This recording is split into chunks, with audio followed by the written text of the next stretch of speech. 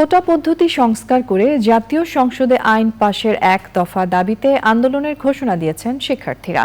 সন্ধ্যায় বৈষম্য বিরোধী ছাত্র আন্দোলনের সমন্বয়ক বলেন, সরকারি চাকুরির সকল গ্রেডে অযৌক্তিক ও বৈষম্যমূলক কোটা বাতিল এবং অনগ্রসর জাতিগোষ্ঠীর জন্য যৌক্তিক পর্যায়ে কোটা করতে হবে। সোমবার 3:30 থেকে সারা বাংলাদেশ ব্লকেট কর্মসূচি ঘোষণা করেন তারা। শহীদুল্লাহ রাজুর রিপোর্ট। কোটা পদ্ধতি বাতিলের দাবিতে বিকেল 3:45টায় রাজধানীর শাহবাগ মোড়, সায়েন্স ল্যাব, চানখারপুল, নীলক্ষেত, তাঁতিবাজার, শেরেবাংলা নগর সহ প্রতিটি পয়েন্টে সড়ক অবরোধ করে বিশ্ববিদ্যালয় ও কলেজ শিক্ষার্থীরা। দুপুর থেকেই খণ্ড খণ্ড মিছিল নিয়ে ঢাকা বিশ্ববিদ্যালয়ে জড়ো হতে থাকে তারা। 4.5 ঘন্টার অবরোধে কার্যত অচল হয়ে পড়ে রাজধানী। সব ধরনের কোটাই আমরা বাতিল চেয়ে শুধুমাত্র অনগ্রসর জাতির জন্য অল্প পরিমাণে রাখা, এটার পক্ষে আমরা। বিদ্যমান কোটা ব্যবস্থার সমস্যা হচ্ছে যে এটি আসলে যুগের সাথে এখন ফিজিবল না। প্রতিটি যোগ্য স্থানে মেধাবীদের সুযোগ দিয়ে দেশকে ডিজিটাল এবং স্মার্ট করার পক্ষে কাজ করুন। প্রকৃত মেধার মূল্যায়নের দাবি শিক্ষার্থীদের। 56% যদি একটা চাকরিতে কোটা থাকে, তার মানে সাধারণ শিক্ষার্থী পাচ্ছে 44%।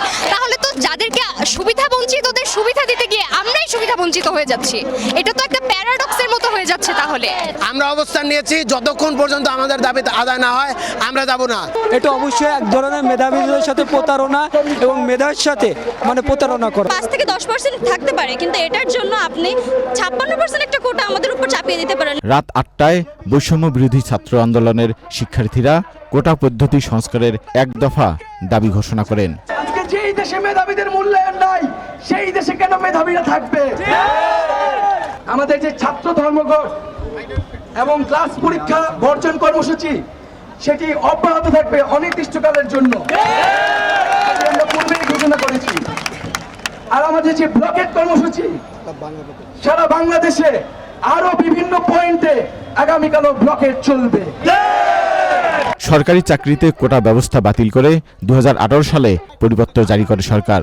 গত 5 জুন কোটার পরিপত্র বাতিলের রায় দেয় হাইকোর্ট।